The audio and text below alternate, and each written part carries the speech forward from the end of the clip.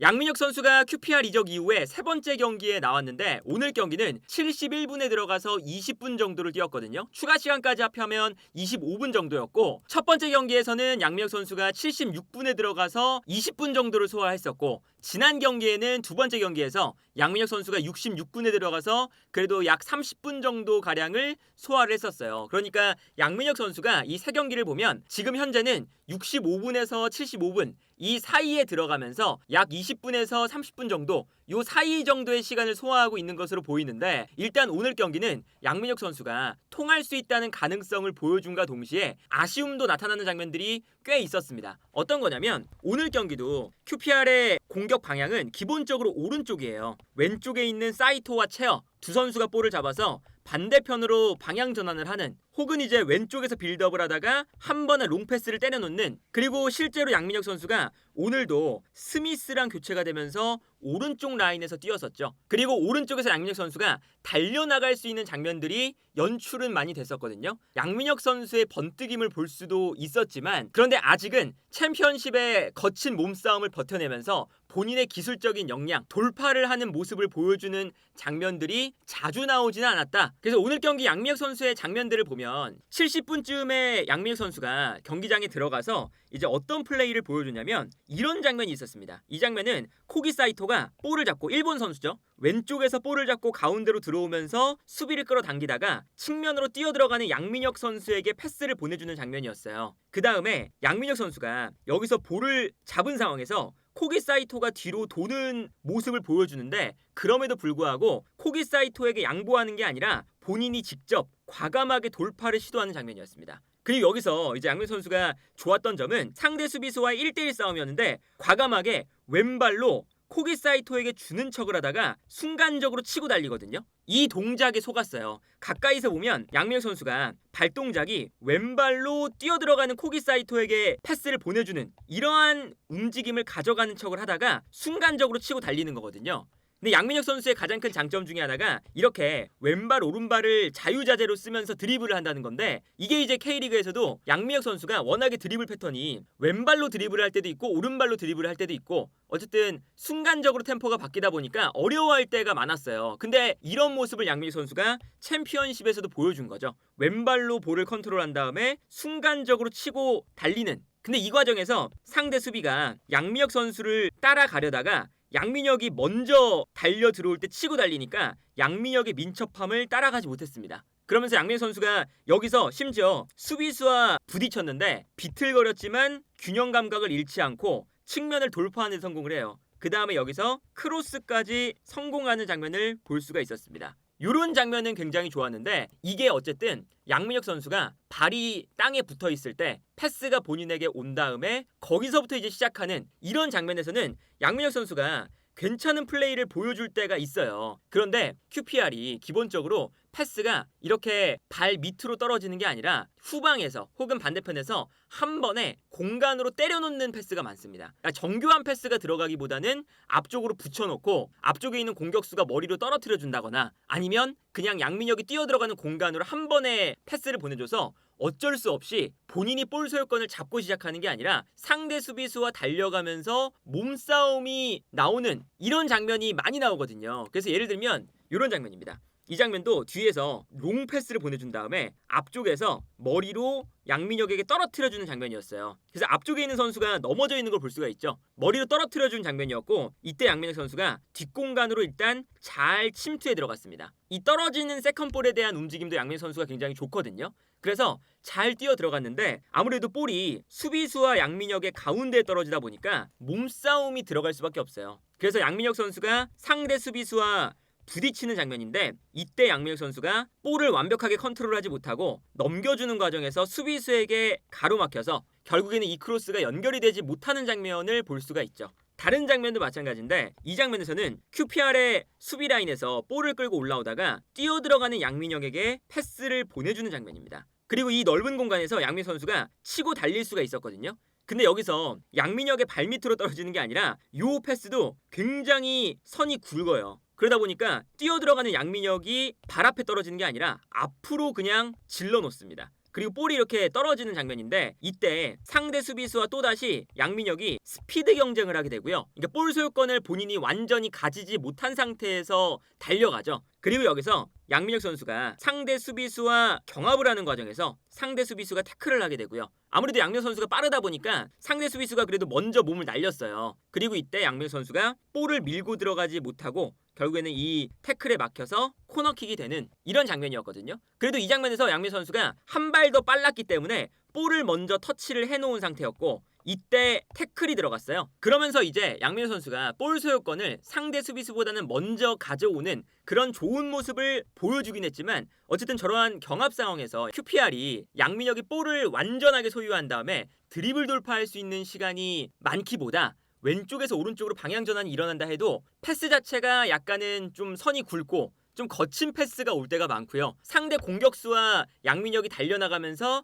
경합을 필연적으로 해야 되는 그런 장면들이 나타나기 때문에 이런 장면에서 몸싸움이 일어나는 순간 여기서 이제 양민혁 선수가 이겨내야 되는 시간이 올 것 같다. 그래서 예를 들면 지난 경기에서도 이런 장면이 나왔어요. 이 장면을 보면 양민혁 선수가 이게 블랙번과의 경기였는데 달려나갈 때 양민혁에게 볼이 가는 게 아니라 양민혁의 앞공간으로 그냥 뻥 볼을 차놓습니다. 그러니까 양민혁과 상대 수비가 달려나가는데 이미 상대 수비가 먼저 자리를 잡으면서 이 앞공간을 먼저 선점을 했어요. 근데 이제 양민혁 선수가 이때 좋았던 건 상대가 먼저 볼을 소유했는데 그럼에도 불구하고 과감하게 달려들어서 몸으로 부딪힙니다. 그래서 여기서 양민혁의 반칙이 나왔어요. 상대 선수가 넘어져 있고 양민혁이 부딪히면서 볼을 가져오는 장면이었는데 이런 장면이 오히려 더 많이 나와야 양민혁 선수가 지금 QPR에서 더 좋은 모습을 보여줄 수 있지 않을까 하는 생각이 드는 장면이었거든요. 그러니까 어쨌든 경합을 할 때 한 번이라도 더 거칠게 붙어주고 더 싸워주는 그 과정에서 변수를 만들어내는 게 어쨌든 잉글랜드 축구의 특징이잖아요. 그리고 그런 축구에 아직은 양민혁 선수가 적응을 해야 되는 만큼 그런 드리블 상황에서 완벽하게 볼을 소유한 다음에 전진하기보다 저런 경합 상황에서 부딪혀줄 수 있는 플레이, 이런 장면에서도 양민혁 선수가 오늘 경기는 유난히 좀 가운데로 들어가서 움직임을 가져가는 게 많았거든요. 근데 이렇게 가운데로 들어갔을 때 볼이 떨어지는 순간, 그러니까 이게 챔피언십의 특징이기도 한데 제공권 싸움이 많이 일어나요. 근데 여기서 양민혁 선수가 상대가 먼저 점프를 했는데 여기서 달려들지 못하고 약간 지켜보는 장면이 나옵니다. 그러니까 상대 선수가 떨어지는 볼에 머리를 맞춰서 앞쪽으로 볼을 투입할 수가 있는 거죠. 그러니까 이게 프리미어리그에서도 체구가 그렇게 크지 않은 선수인데 체구가 큰 상대 중앙 수비수에게 제공권이 안 되지만 한 번 더 부딪혀주는 그런 플레이들이 나오거든요. 예를 들면 뭐 이강인 선수도 마찬가지잖아요. 이강인 선수가 체구가 막 엄청 커서 제공권이 좋은 그런 스타일이 아닌데도 불구하고 상대 수비수가 먼저 자리를 잡고 머리에 볼을 맞춰도 한 번 달려들어서 부딪혀줘요. 이게 아무래도 패스가 앞으로 제대로 못 나가게끔 만드는, 불편하게 만들어주는 건데 이런 플레이를 양민혁 선수가 약간 보여주는 데는 오늘 경기 좀 실패했다는 거죠. 다음 장면도 보면 이 장면도 볼이 높게 나와서 떨어지는 장면입니다. 아까 장면과 이어지는 장면인데 이때도 양민혁 선수가 달려들지 않고 약간 이 채공 시간이 길었는데도 불구하고 약간 지켜보고 있어요. 그러니까 상대가 편안하게 볼을 앞쪽으로 붙여줄 수가 있는 거거든요. 그리고 이 다음 장면에서도 또다시 붙여줬는데 다시 볼이 바깥으로 나옵니다. 그래서 이 장면도 뒤에 있는 선수가 똑같은 선수인데 볼이 떨어지고 있어요. 근데 양민혁 선수가 이것을 달려들지 않고 지켜보다가 이 선수가 편안하게 볼을 머리에 맞춰서 동료 선수에게 연결시키는 걸 볼 수가 있죠. 그리고 그제서야 양민혁 선수가 이제 따라가는 장면이거든요. 양민혁 선수가 이런 장면에서는 경합을 하지 않고 어차피 제공권이 장점이 아니니까 떨어지는 볼의 위치를 보고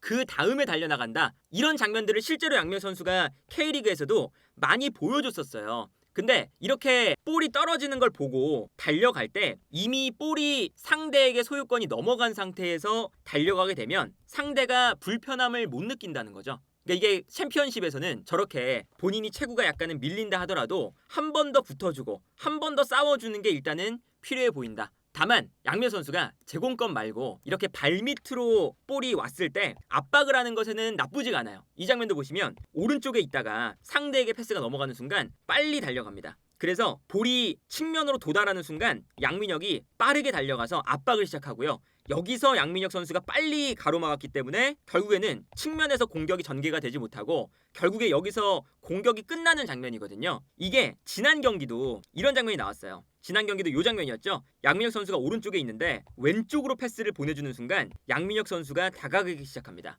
그리고 이제 볼이 넘어오는 동안 양민혁 선수가 순간적으로 스프린트를 해요. 근데 워낙에 양민혁 선수의 스피드가 빠르다 보니까 상대팀이 대처가 안 돼서 양민혁 선수가 접근하는 것에 좀 당황을 하고 여기서 볼을 빼앗기는 장면이 나옵니다. 양민혁 선수가 여기서 볼을 빼앗는 장면이었죠. 이 볼이 약간 양민혁이 먼저 발을 집어넣으면서 볼을 건드렸었고, 확대를 해서 보여드리면 이런 장면이거든요. 볼을 먼저 발을 집어넣어서 건드리는 장면이었어요. 이런 이제 플레이들이 양민혁 선수가 그래도 적극성을 보여주면서 볼을 계속 빼앗으려고 노력을 하는, 경합을 해주려고 하는 이런 장면들은 충분히 좋은 장면으로 보여진다. 그리고 오히려 양민혁 선수가 오늘 경기는 조금은 볼을 잡았을 때 가운데로 들어가는 것도 괜찮았거든요. 양민혁 선수가 좌우 측면뿐만 아니라 가운데에서도 플레이를 할 수 있는 선수잖아요. 그러다 보니까 오른쪽에서 폴 스미스, 그러니까 양민혁 선수보다 먼저 나오는 그 선발 선수가 약간은 직선적인 선수예요. 그래서 측면으로 치고 달리는 플레이를 잘하는 선수인데, 양민혁 선수는 가운데로 접고 들어오는 움직임도 할 수가 있죠.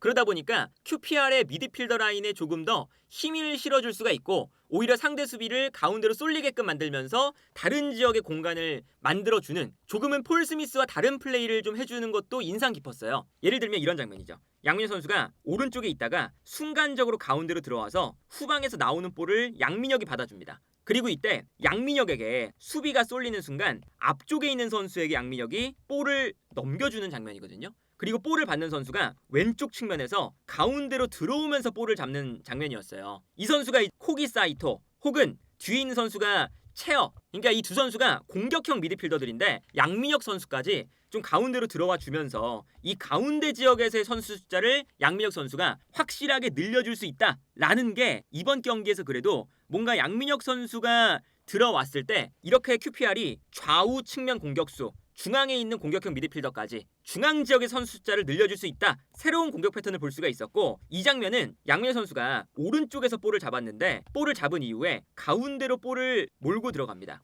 그리고 볼을 몰고 들어가니까 자연스럽게 양민혁 선수에게 수비가 좀 쏠리고 있어요. 그때 양민혁이 반대편으로 패스를 보내주고요. 패스를 보내주는 것과 동시에 이 장면을 보시면 양민혁에게 수비가 쏠렸죠. 패스를 보내주는 것과 동시에 본인은 반대로 뛰어 들어가요. 이 움직임이 좋은 거죠. 본인이 이제 박스 안에서 경합을 하지 않더라도 달려 들어가는 힘을 이용해서 박스 안으로 들어갑니다. 그리고 심지어 이렇게 반대편으로 양민혁 선수가 뛰니까 양민혁에게 수비가 한 명 붙을 수밖에 없어요. 그러면 자연스럽게 양민혁이 수비를 끌고 나가면 요 사이사이에 공간이 발생을 하는 거거든요. 그리고 이것을 이용해서 양민혁에게 패스를 받은 선수가 박스 안으로 크로스를 올려주면서 요 양민혁이 만들어준 공간으로 좋은 크로스가 들어가고, 여기서 위협적인 제공권 싸움이 일어나는 걸 볼 수가 있었습니다. 이런 장면을 보면 충분히 양민혁 선수가 가능성을 보여주기도 했었고, 다만 양민혁 선수가 아직은 이 영국 축구 무대에 조금은 더 적응할 필요가 있다는 것도 분명해 보인다. 그래서 양민혁 선수가 이제 앞으로 출전 시간을 이제 한 20분 정도 혹은 30분 정도를 계속 부여받고 있는데, 이 상황에서 언젠가는 공격 포인트를 좀 기록을 해주고,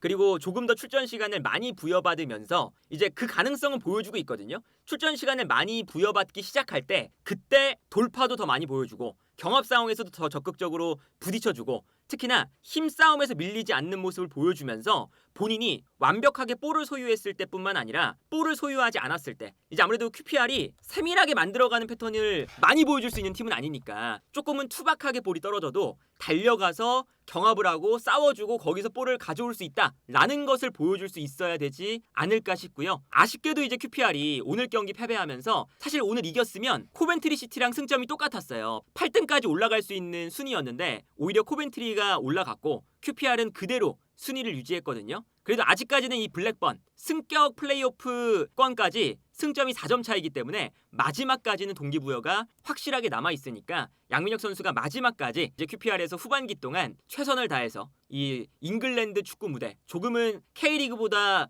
더 거친 이 피지컬이 좋은 이 상황에서도 본인의 기술을 충분히 발휘해 줬으면 좋겠네요.